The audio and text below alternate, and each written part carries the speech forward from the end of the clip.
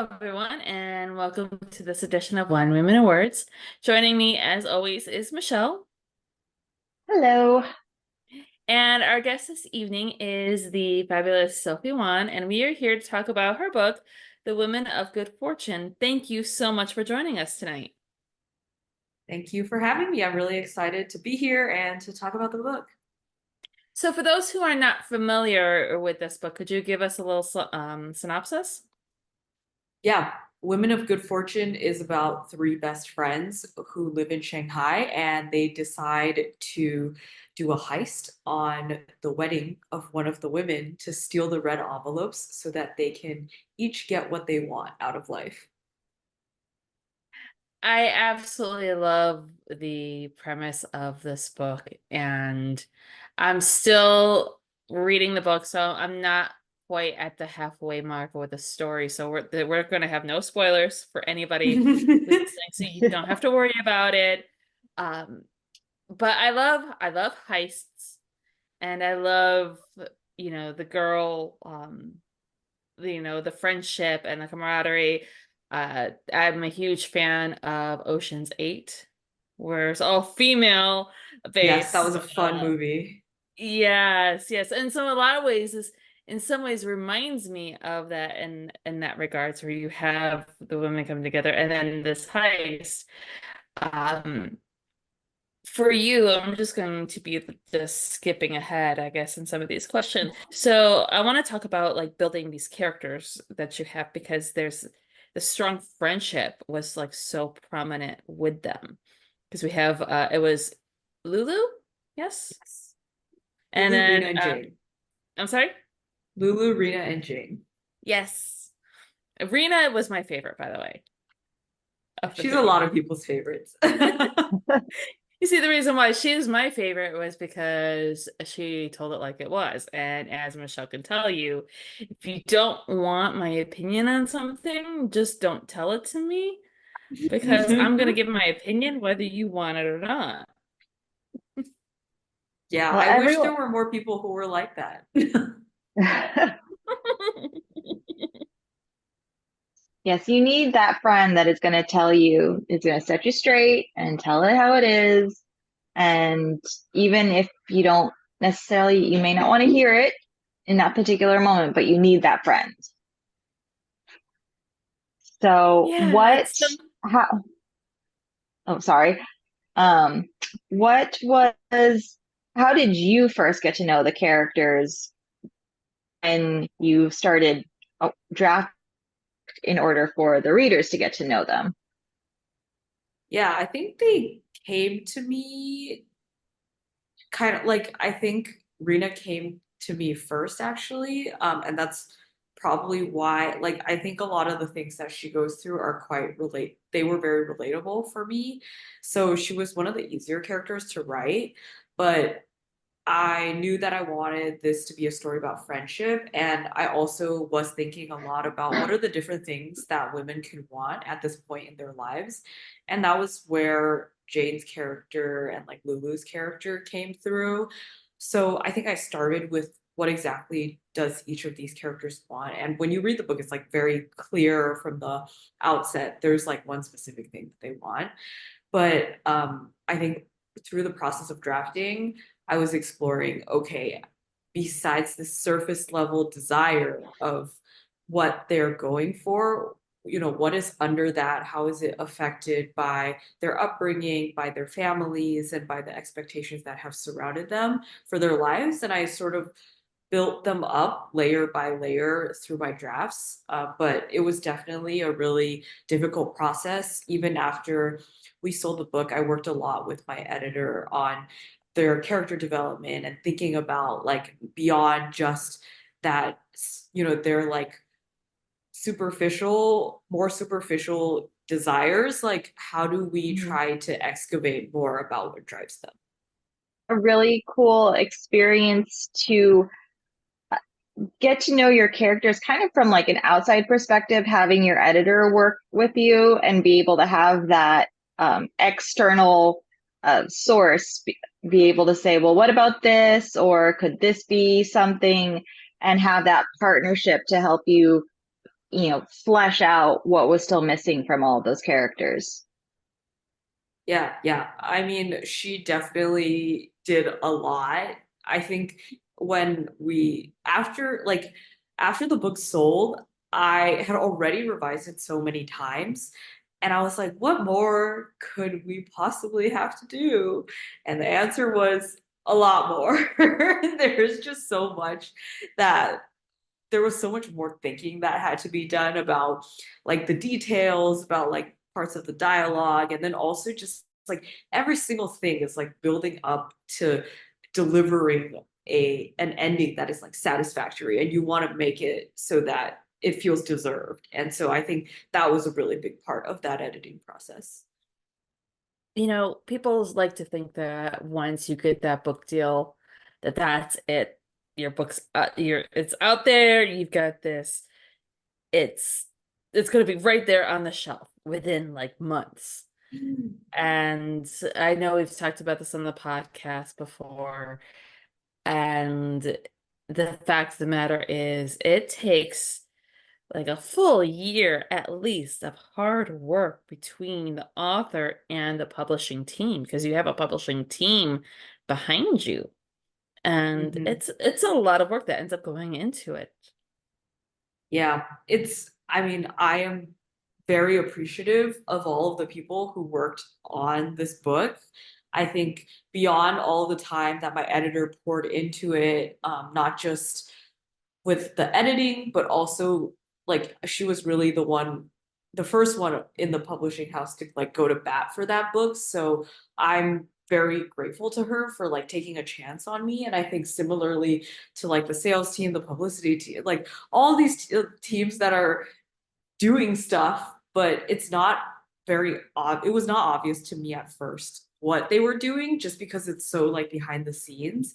And like it's funny because after you turn in the book, it goes to like production and stuff. There's kind of this like lull because I was done at that point, but that was like when everything else on like the business end of things was in motion. So it was kind of a weird feeling. I was like, is anything happening? I'm just waiting. But there were things happening.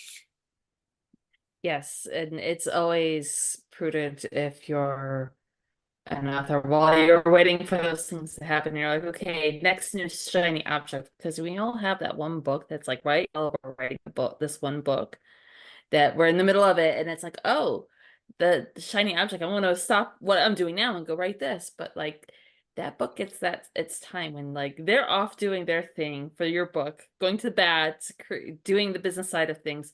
You can go off and play in this other world for a while. That's perfectly fine. That's when you go off on a side quest. Yeah, that's true. I feel like that was my big problem when I first started writing. I would always just get distracted by new ideas, and because I'd be like, this is too hard. Like I'm in the middle. It's so saggy. I don't know where to go. So maybe I should go try something new. And that's why I couldn't finish anything for years and years. Mhm. I feel like so many new writers, that's the big thing. That's the biggest challenge is sitting down and just finishing out the one story from beginning to end and like finishing that one novel. On Threads, I think earlier this week, another author, Paula Kennedy, she was like, "Oh, I've got this idea. It's, really great. I can't wait to start it after I finish this book." And the subject of ideas came up, and I responded that ideas are like tribbles. If you feed and water your muse, you're gonna wind up with a whole bunch of tribbles in your house. Yeah. It's a matter of, are you going to be overwhelmed by those tribbles, or are you just going to try to like push them off in the closet and let one or two out at a time so that you can work on them? Yeah. Yeah, that's always tough, like the prioritization and figuring things out. And sometimes like something is just an idea, like it's like a tiny little thing and it's always going to take work to develop it and like really fill it in. So I think that like step of thinking about okay, what matters and then committing to it and to building it out is like really important to actually getting to like a finished product. Because if you abandon something too soon, then you're not like exploring more, you're not getting like inspired and like thinking about like really adding complexity. Yeah, exactly. And then if once you already have an agent, it's always good to have the conversation with your agent about these ideas before you start going down that rabbit hole and you have a full-on book written and then you give it to the agent and the agent's like, yeah, you know what? The market's just not good for this book right now. Oh, the market. I hate that word. I hit a nerve there, didn't I?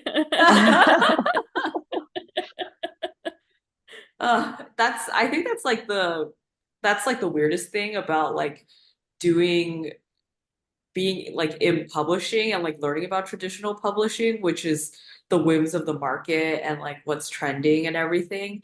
I think it's like so hard because there's a lot of pressure to like boil down a book into something that's like super commercial and high concept. And but the thing is like there's so many like amazing books out there that are a little bit quieter.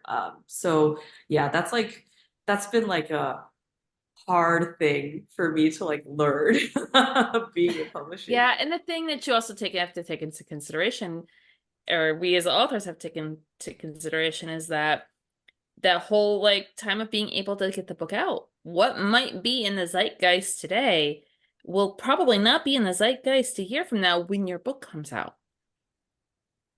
Yeah, that's very true. Well, that's terrifying. Well, terrifying, but also freeing Well, this because is what it you means can that is you should just write like the thing that That's you want to true. write because who knows what things are going to look like a few years from now. exactly what Sophie said. I like that. I was going to ask what it was like to build a heist for your characters to do, because that's always something that kind of blows me away is when you create the storyline or these characters are experts in something or have invented something, you actually have to come up with the thing that they are creating. So for you, you had to make a, an executable heist. So what was that like to map that out for your book? It was really hard. One of the hardest things I've done. I think, I mean, in the beginning, the heist was kind of like I kind of skated over it because I was intimidated and I didn't think I could write one. And then my agent was like, "You're gonna have to give me a little more here." So I was like, "Okay." And I went and I just watched a bunch of movies and tried to like really think about what was happening at every point, every step. And I think that helped that made it less intimidating for me because then I was like, okay, you know, this is kind of the rhythm or like the beats that you need to hit. And the thing with a heist is it does follow a formula. So I had that early structure and then it was just a matter of like filling things in. And I kind of realized like, oh, well, I get to create the problems. So I can like just like throw like problems in there. Although it was hard to actually figure out how I was going to solve the problems that I created. So it was like a really weird feeling because it was like I'm just creating like this is my whole own little world that I can mold the way that I want and I can make things show up when I want them to show up. So I think it was a lot of fun in that respect because I could kind of go in any direction. The hard part was making everything believable. And I think that's what I worked on a lot with my editor and making it so that nothing seemed too convenient.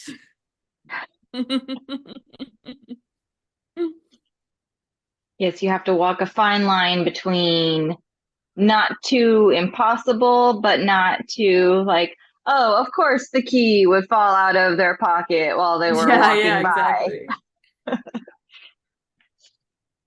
Okay, your turn, Diana, So, since my lag oh, is okay, thank you. terrible. No, no.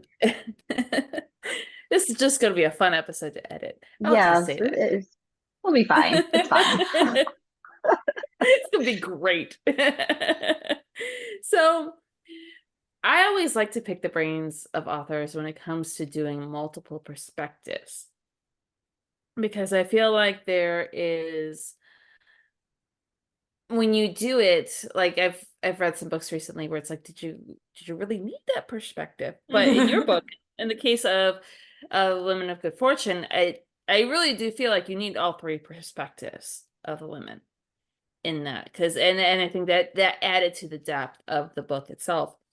So let's can you just talk a bit about like why you did it and like how you were able to do how you did the perspectives? Yeah, I think like very early draft of the book was one perspective only because that was what I was used to like writing.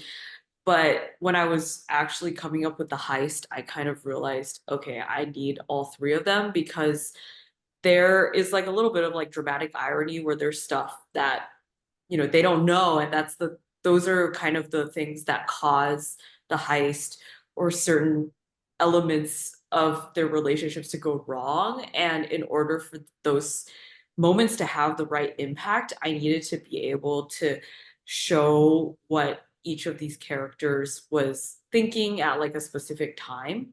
So that was why I was like, I don't think I can pull this off with only one point of view. And then in terms of actually writing them, I think it helped that I kept in my head, like, here are the specific motivations for each of these women, because then I was kind of able to craft their backstory and their voice around those like motivations and what they wanted. And then I think what helped also was I, when I was revising, I would read the draft and like only read from one person's perspective so that there wasn't kind of like voice leaking over into another chapter, which I think that helped a lot because it helped me stay consistent. So that's something I think that I have struggled with. I nothing's been published yet, in parentheses, but in dual perspectives, creating a distinct voice for different characters is really challenging for me.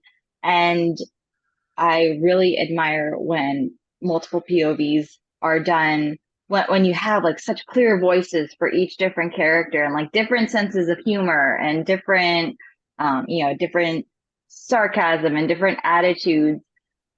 Was that challenging for you to do, or did that come just as you got to know the characters? It was easy to craft their voices. Yeah, I think it came a lot with as I was writing more about each of these women, they started becoming more individual in my head. Mm-hmm. And because of that, I felt like I was able to slip into their voices more, and like be able to maintain that sort of consistency across their different points of view. So, yeah, I think that process of really getting to know a character helped a lot there. But yeah, I mean, I don't think I'm an expert on writing multiple POV. Like, I don't know if given a different situation, I could do it again. And I actually really admire like romance authors because they do it with like the woman and the man or like, the two love interests. And I'm just like, how do you do that? And like make sure that they are individual and also like have the, for me, like, I think writing from the point of view of a dude would be quite difficult. So I admire I all agree. romance authors for doing that. I agree. Like when you're tapping into a gender that's different from yours, it's not just another perspective. It's a whole, sometimes it's a whole different like way of thinking. Like I getting into another woman's head, I feel like is easier for me than getting into like my husband's head. Because there are things that my husband will experience that I or has experienced that I will never experience. And I think the same could be said vice versa with that. Yeah, that's true. Yeah, I don't know what's like with my boyfriend. I don't know what's going on in his head most of the time. So Sometimes the question is, do we even want to know? that's true. And sometimes the answer is simpler than you think. Yeah, usually it's Also like those that. videos. Like if I want to know what's going on in my husband's head, it's Star Wars and Lego. That's really what most of it is. Meanwhile, we have like 15 things with 15 tabs open in our brain, Hmm. going over several different things from different perspectives. That could just be me though. Yeah, or like over But analyzing some situation that happened a Yes. few days ago. what? Or years ago. Like, why No. did I say that? It was like 15 years ago.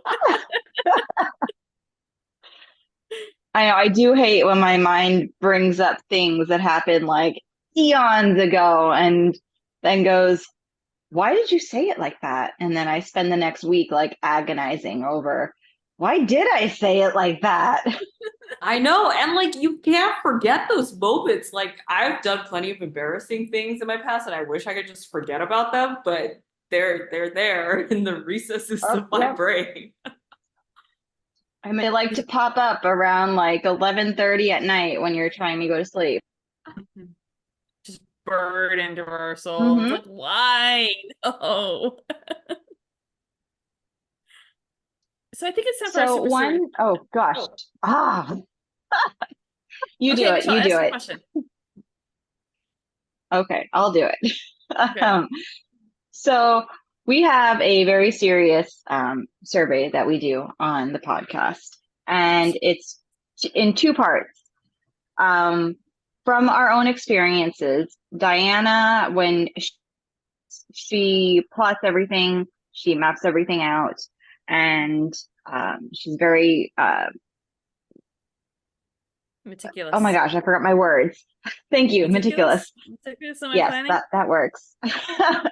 But in the real world, I like to call her the queen of chaos. She embraces it. She rolls with it. Uh, when I'm writing fiction, I I don't know what's going to happen when I sit down. My characters and I, we find out at the same time what's going to happen, and it's a surprise. But I do not roll with chaos in the real world. I can't do it. I'm very plan. I like to plan. I make lists. I like to color coordinate my lists. So we like to ask our authors how they are, if they roll with the chaos in the writing process and out of the writing process. So which one are you? I am definitely I'm pretty organized in my real life. Like I like planning things out ahead of time and I like knowing what's gonna happen. Not to say that I don't enjoy like a little bit of spontaneity, but for the most part, I enjoy like being organized, having an agenda for things. For writing, I I actually like kind of just go with it for most of the time, but I feel like I'm starting to move in the direction of like outlining more. Like when I wrote Women of Good Fortune, I think I kind of just went with it. But then when I actually wrote the heist part, I needed an outline for that because there was no way I was going to keep track of everything. So I think it depends on the type on the element of the story I'm working on because if it's characters and what they're doing, I prefer to just feel it out and see, see where things go. But I think when like the plot requires a lot more intricacy, then I'm like, okay, I gotta pull out the spreadsheet. And one other question that we have really loved starting to ask since we talk so much about writing, what is something that you have read recently that has just like blown you away that you couldn't put down? I read The Covenant of Water a few weeks or no, maybe like a month ago, and that book was incredible. I read that book and I was like, I don't think I can be a writer because this is just too good. It's just like the story itself is so it really absorbs you. It's like so beautiful and like epic, but also the like depth of the character study for like each of the characters across generations, and having all of those things come together in the end was absolutely incredible. And then also it's set in like a bygone era of India, which is like a whole other element too. So yeah, that was an amazing book. I would recommend it to anyone. It is a very long book, but I felt like every page was like it was such a pleasure to read. It felt like it was a gift. Every page. Mm. I love family saga books. They're one of my go-to. It's I don't necessarily want to call it a comfort because they're not really comfort reads, but there's just something about them that I just really love to dig into. So yeah, I had heard about the book, but based on your review, I think I'm gonna have to pick it up. Okay, yes, let me know what you think. I think any book that a reader describes as a gift absolutely needs to be bumped up on the TBR list, like 100%. Yeah, I think it's an amazing book, but it is very long. Like if you're just trying to hit that Goodreads reading target and you're behind, this might not be the right book. No, I've this given is a up on the commitment. Goodreads reading targets. Oh, Like I do it every year. I try, but I feel like it puts on too much. I have enough pressure just trying to write my books. That's like at December, I'm like, oh my God, I have to stop everything that I'm doing just so that I can meet this goal because I'm so just like, Oh, okay, I've yeah. gotta be able to get Yeah. this. I can't like at 50 books for the year. I could be like at 47. I'm like, I don't care. I'm gonna stay up till midnight just reading just so that I can catch up on this. Yeah, I mean, you could also pick up some like really short books. I feel like that, like I saw some lists where it was like short books if you want to get to your reading target. But yeah. Yes. A pro tip for that is there are a lot of Italian novels are short by American standards, like no more than like 300 pages, and there's some really really good ones. One that I love is The Girl Returned, or just Girl Returned. Oh, It's such a wonderful book, but it's short, and like Elena Ferrante's books before she started doing before she got big here in the United States, but like before the Neapolitan Quartet, her books were short.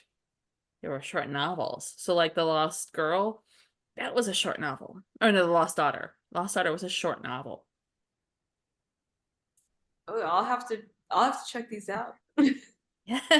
Yes, and let me know what you think. I will.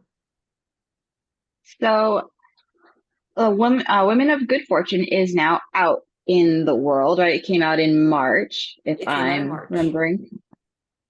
Be sure to check out the link in our show notes to our bookshop on bookshop.org.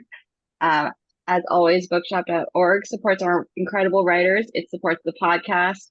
And most importantly, it supports all the wonderful indie bookstores out there. I don't know why I'm pointing to like everything. No one sees me, but you. But We appreciate it. Yeah, I want to yes, see the. I've been gesturing too.